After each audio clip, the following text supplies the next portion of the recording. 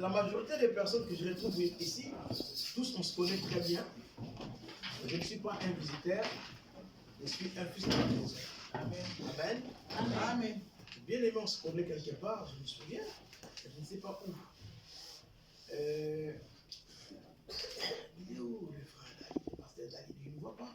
Non, il n'est pas. Ah d'accord. Je suis accompagné de mon frère qui est pasteur, le pasteur Freddy Mbomba. Il est juste là derrière. Si on peut l'acclamer, on peut le recevoir.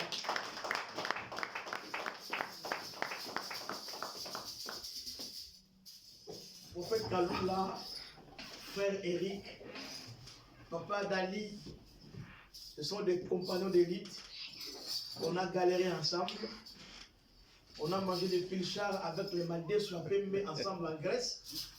Et vous savez, tout chemin mène à Rome.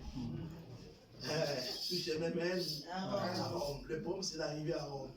Même si tu prends le bateau, tu prends l'avion, mais le problème, c'est d'arriver à Rome. Et pendant ce parcours, on a eu à sympathiser, à consolider encore les liens fraternels et familiales. Ce sont des amis qui sont des frères qui sont pour moi des hommes très chers, que j'estime beaucoup et que je respecte, que j'aime aussi. Amen. Amen. Votre pasteur ne m'a pas donné un thème à prêcher, mais il m'a juste demandé de lui donner le message que j'ai compté partager avec vous. Et je lui ai fait la proposition des messages. Et ça passait, vous savez, soit on a des alternatives, soit ça passe ou ça casse. Quand ça casse, ça ne casse pas de ce que ça passe. Cet avant-midi, j'aimerais aborder un sujet que le prophète a introduit depuis le dimanche. Je vous suis sur les réseaux sociaux, ne vous inquiétez pas. Je suis avec vous. Je vais l'aborder d'une autre façon. Connaître Dieu pour le mieux servir. Connaître Dieu pour le mieux servir. Je ne suis pas expert en matière de prédication. Je ne suis pas docteur. Je ne dis pas que j'enseigne. Non, non, non, non. Moi, tout ce que je sais, Dieu m'a appelé au ministère de la parole. Je m'arrête là. Donc, n'attends pas que je te dise, Dieu me dit ceci. Non, non, non.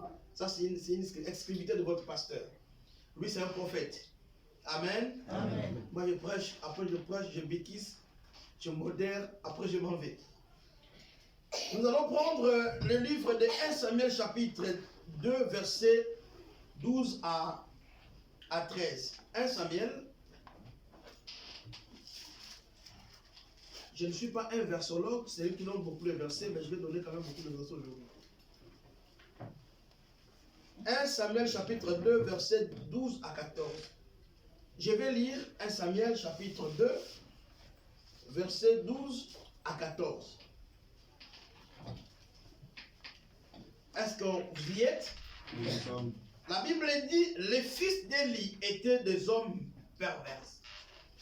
Ils ne connaissaient point l'Éternel.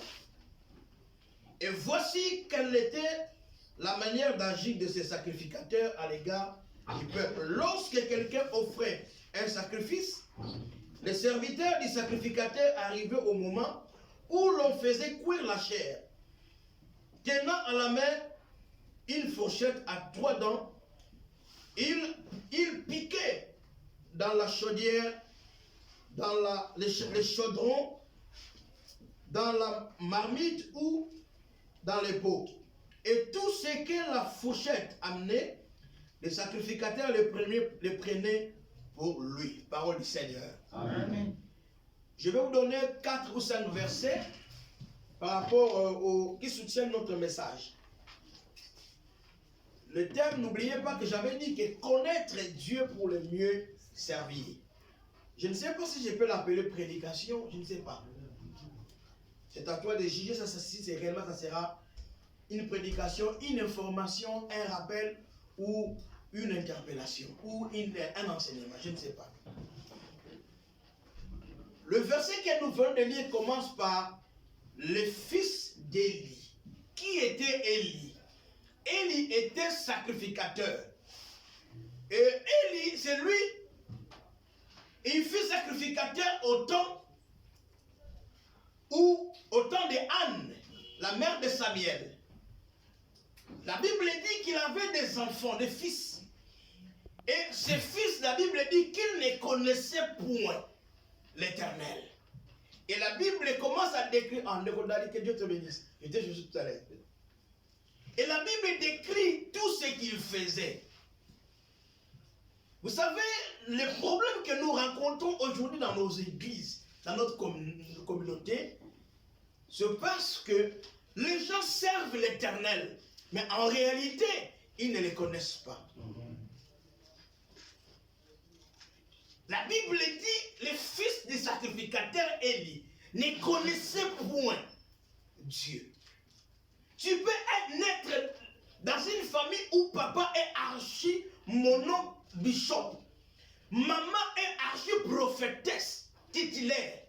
Mais cela ne te donne pas le droit d'être serviteur de Dieu. J'ai titulé ce message, connaître Dieu pour le mieux servir. Quand on n'a pas la connaissance, on manque l'intelligence.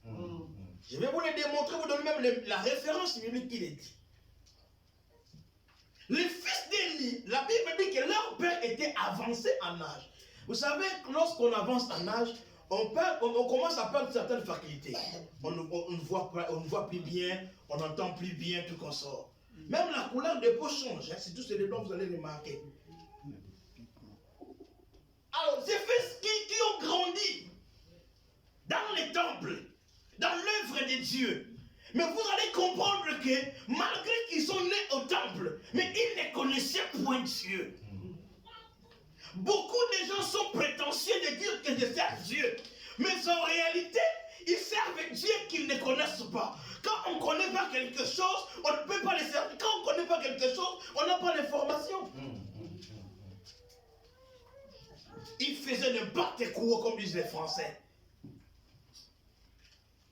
au temple. Ils touchaient même aux interdits. Vous savez, l'œuvre de Dieu bénit, mais l'œuvre de Dieu aussi peut tuer.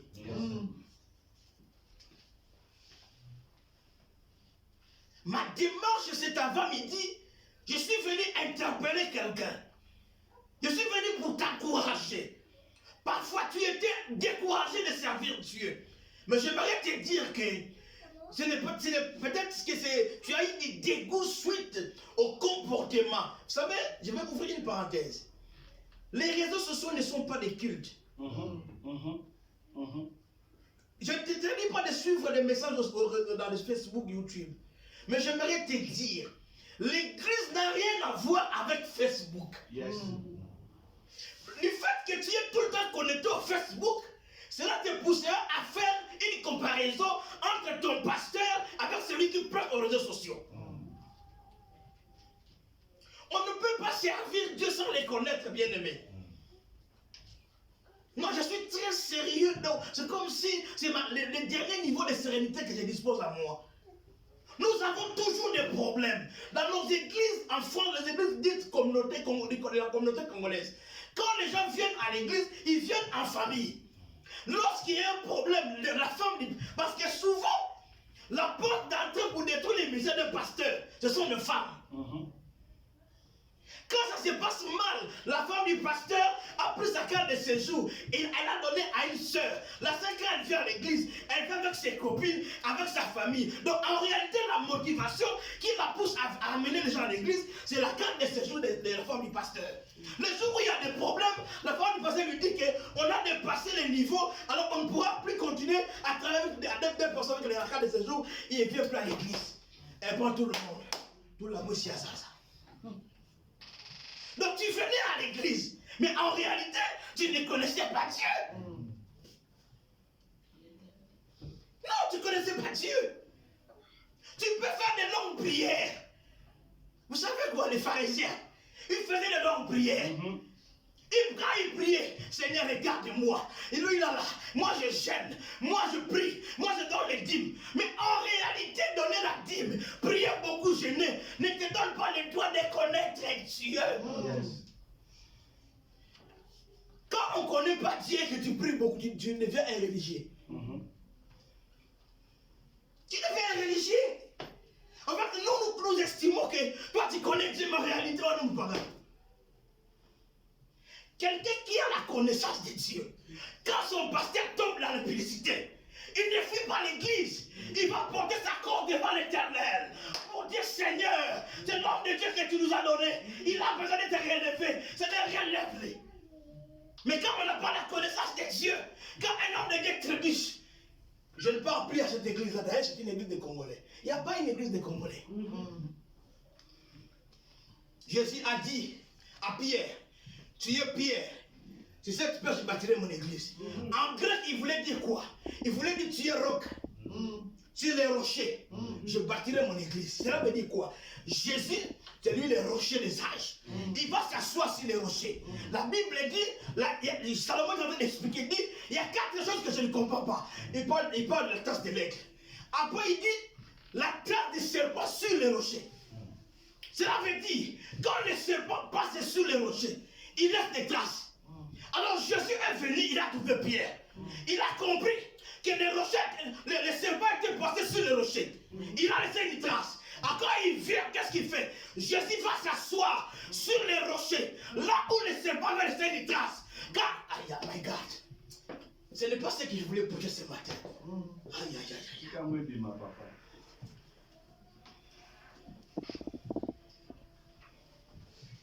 Église, écoutez-moi. Jésus a dit, les portes de séjour des morts ne prévendront pas contre elle. Cela veut dire, quand une église meurt, ce n'était pas une église de Dieu. Vous savez, Dieu est souverain. Dieu est souverain. Les gens tombent souvent pour 3 raisons. La première, c'est par imprudence. La deuxième, c'est par familiarité. La troisième, c'est par complaisance. Pasteur Freddy, j'ai dit à mon épouse, quelle que soit la gloire que quelqu'un peut avoir, quels que soient les avoirs qu'on peut disposer dans l'avenir, je ne peux pas être le parrain d'un fils de l'église. Impossible. Impossible. Pourquoi? Parce que lorsqu'il n'y a pas de problème, ils nous écoutent. Mais le jour où ils ne seront pas divorcés, ils ne vont pas nous consulter, ils vont voir les assistants sociaux et les juges.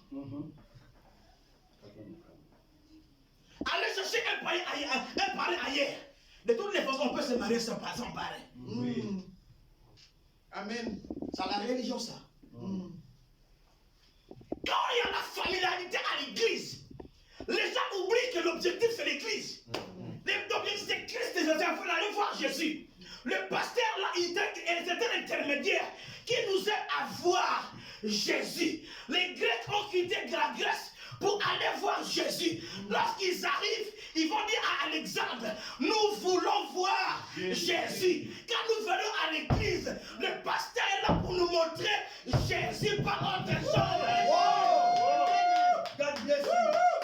On ne vient pas ici comme des sapeurs, non. Je viens pour voir Jésus. Amen. Les gens viennent à l'église par habitude, par la coutume. Il y a des gens même quand il a des nouvelles chaussures, des nouveaux costumes. Tous les dimanches, il est fidèle au poste. C'est bien. Mais nous avons hypocrite. Les fils de Élie, les sacrificateurs, ne connaissaient point Dieu. Écoutez, c'est que le livre de Samuel toujours nous dit, je suis dans le livre de, excusez-moi, je vais porter mes lunettes, je ne suis pas aveugle, mais c'est l'âge qui est avancé. 1 Samuel chapitre 3, je vais prendre le verset 7, le verset 6 à 7, 6, 1 Samuel, 2 Samuel plutôt, oh là là. 2 Samuel, chapitre 6, verset 7. Tu vas te retrouver ici. 2 Samuel, chapitre 6, à partir du verset 6 à 7. Quelqu'un peut nous dire ça? Oui, l'Éternel s'est mis en colère contre Uza. Et Dieu le frappa sur place à cause de sa faute. Uza mourit. Uza mourit là. Amen. À côté du coffre de Dieu. Amen. Uza. Excès de zèle. Non, dis-lui excès de zèle. Excès de zèle. Excès de zèle. Excès de zèle. Quand on n'a pas la connaissance de Dieu, on va toucher quand l'âge va tomber. Tu ne sais pas que c'est interdit de toucher à l'âge. Tu peux travailler à l'église, venir à l'église. Tant que le pasteur ne t'a pas confié la responsabilité de gérer l'argent de l'église, n'y va pas. Usa excès de zèle. À l'église, on n'a pas une banque ici. À l'église, on ne fait pas le lit qu'elle à l'église. Si tu veux le lit qu'elle en dehors de l'église. L'église est un endroit où Dieu a pu les racheter. Il a pris les bazombo, il a pris les bayanzi, il les a mis tous ensemble. Et quand ils viennent à l'église, ils s'oublient que je suis Mouyanzi, je suis Mungala. Mais ils disent je suis chrétien, enfant de Dieu, né de Dieu. Yes. Le bœuf ont bougé. L'âge voulait tomber. Uza n'a pas mal fait. Uza s'est approché pour soutenir l'âge. Mais l'Éternel a vu la motivation de Uza. Dieu a vu qu'il y avait un excès de zèle. Vous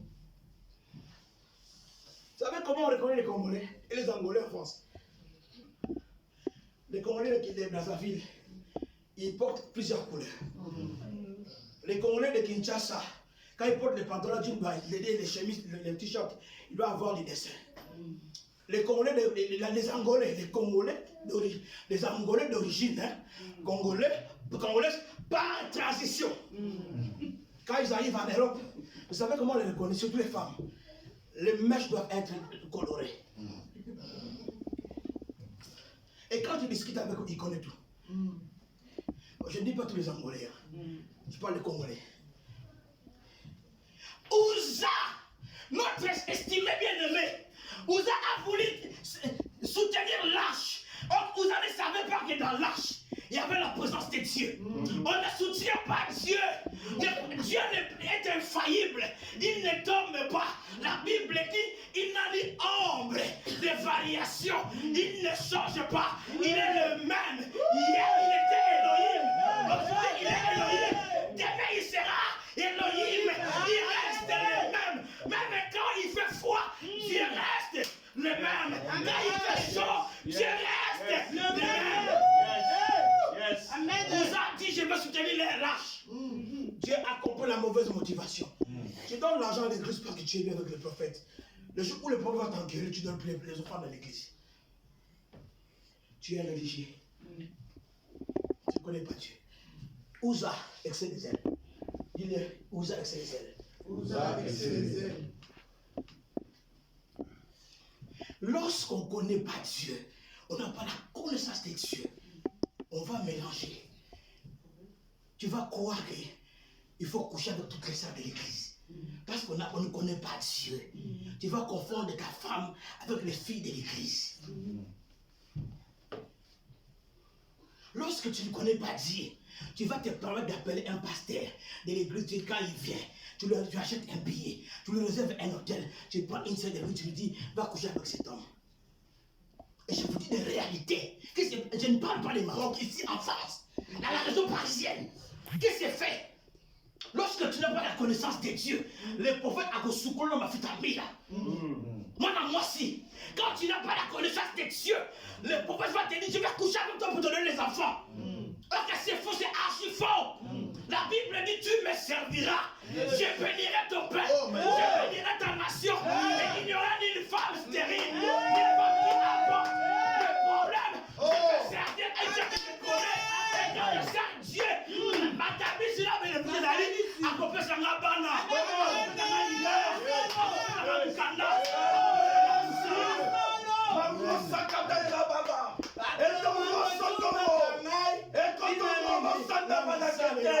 oh Jesus, bato bakotuna kangai tina nini ngana salelaka Yesu eyano nanga. Dieu va te donner une raison pour le servir. Vous savez, le problème c'est qu'en Europe, on est ce qu'on appelle le méli-mélo, le mélange. Sacré et sangana. Bien aimé, Dieu t'a déplacé de Kinshasa autrefois. Vous avez été Gatondolo, Makayabu, Makasu, vous avez Siré, les Sévères. Nous avons amené en France. C'est parce que Dieu avait compris que. Vous savez, il y a des gens, même quand je lui dis les choses 10 fois, ils ne comprennent rien. Ils ne comprennent rien. Vous savez, quand on n'a pas la connaissance, on manque l'information. Ouza, notre frère Ouza, un bel homme en plus, Ouza, il a vu l'âge. Il dit, je vais soutenir l'âge. Or, la Bible dit, quand Anne a eu l'enfant Samuel, elle a commencé à adorer Dieu. Mais dans sa prière, écoute ce qu'il dit. Éternel, en toi se trouvent les colonnes de la terre. Donc toi, quand tu marches, tu ne vois rien. Mais or, la terre là, a des colonnes. Alors c'est lui qui les soutient comme colonne, c'est Dieu. Ils sont en train de connaître Dieu pour les aimer servir. Le mot servir en grec veut dire diaconéo ou diaconia, qui veut dire serviteur, intendant. Autrement, ça dit aussi domestique. Donc, dès que nous sommes là, si nous voulons servir Dieu, nous devons avoir l'attitude d'être domestique. Un domestique, voilà, un domestique, il obéit à tous les autres, quel que soit l'ordre. Donc, il se met à, je suis domestique, je dépends de mon patron, et notre patron c'est Dieu. La Bible dit, recherchez premièrement les royaumes et la justice. Et toutes ces choses vous seront données par-dessus. Cela veut dire quoi? Je suis un domestique. Les domestiques, quand le patron mange, il ne finit pas la nourriture. Du fait que tu es un domestique, le patron, quand il mange, sa pensée est vers son domestique. Dieu, quand nous le servons, la priorité, tu deviens la priorité de Dieu. Amen. Mais le problème, c'est qu'est-ce que tu connais le Dieu que tu sers? C'est ça ma question cet après-midi. Connais-tu les dieux que tu sers? Je vais prendre avec vous Ésaïe, chapitre 1er. Excusez-moi. Ésaïe, chapitre 1er. Je vais commencer à partir du verset. J'aimerais que quelqu'un lise pour que les gens ne disent pas que non. Et ça m'a quand même remarqué. Ésaïe chapitre 1. Premier verset 1 à 2. Nous lisons au nom de Jésus. Amen. La vision d'Ésaïe, fils d'Amon, qu'il a vu touchant Juda et Jérusalem, au jour d'Ososias, de Jotam, Akaz et de Kézias. Jusqu'au verset 3. Écoutez, cieux et prête l'oreille, terre, car l'Éternel a parlé. J'ai nourri et élevé des fils, et fils se sont rebellés contre moi. Le bœuf connaît son possesseur et l'âne la crèche de son maître. Israël ne connaît pas, mon peuple n'a point d'intelligence. Ah, c'est Dieu ici qui parle au peuple par les canaux du prophète Ésaïe. Dieu se rend compte. Vous savez pourquoi? Quand on conduit la voiture, il y a un endroit où quand vous arrivez, c'est marqué stop. Quand c'est marqué stop, stop veut dire quand tu étais en première ou en deuxième vitesse. Zonga n'a point mort. Tel est mort. Beaucoup de chrétiens, quand ils font la marche, la vie, ils sont en vitesse. Même quand ils voient c'est marqué stop, ils ne s'arrêtent pas. Ils sont tellement baignés dans les péchés, les mensonges. Mais quand ils voient stop, il va dépasser stop. Or que stop pour la conduite, c'est moins de 3 points. C'est pas à négocier que tu sois handicapé. C'est moins de 3 points. Parce que quand celui qui ne respecte pas le stop, il est plus dangereux pour lui-même et pour les autres utilisateurs de la route. Alors ici, c'est Dieu qui interpelle le peuple. Il dit, cieux, c'est ma toute première fois, Dieu se plaint à un peuple. Dieu regarde tout ce que je lui ai donné. La délivrance, je l'ai sorti de l'Égypte. Je lui ai donné la manne qui veut dire qu'est-ce que c'est. Mais regarde, Dieu dit, cieux écoutez, la terre prête, l'oreille, j'ai nourri, j'ai élevé. Cela veut dire, Dieu appelle les frais scolaires pour les enfants d'Israël. Il les a donné à manger la manne. Il les a soutenus face à Pharaon. Mais le peuple a tourné les dos vers l'Éternel. Et l'Éternel va dire, Israël ne connaît pas son Dieu. Il prend l'exemple, il dit même l'âne connaît son maître. Le mot connaissance, dans la traduction, la conception hébraïque, on parle de la connaissance dans un cadre de l'intimité sexuelle. Quand vous lisez le livre de Genèse, vous allez remarquer, la Bible dit, Adam connut sa femme Ève. Cela veut dire, je ne peux pas dire que je connais la femme du prophète. Non. Mon épouse va te dire que je connais Blaise. Quand tu dis comment, si on a un procès devant la justice, et elle peut dire, elle a un tatouage derrière le dos. Parce que moi et lui, on partage l'intimité sexuelle. Alors quand Dieu parle de la connaissance, pour Dieu, l'intimité sexuelle, quand c'est bien compris cette notion, le peuple va vivre dans la familiarité avec Dieu. Et Dieu dit, Israël ne connaît pas Dieu. Et c'est un peuple qui est sans intelligence.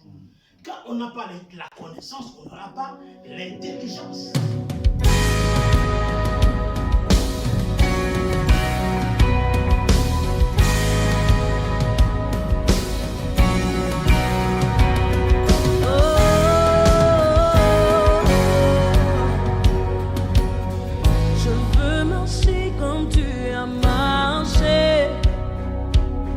Je veux aimer comme tu as aimé, sur la route malgré les coups. Tu n'as pas répondu aux injures, alors qu'on crachait sur ta figure. Tu as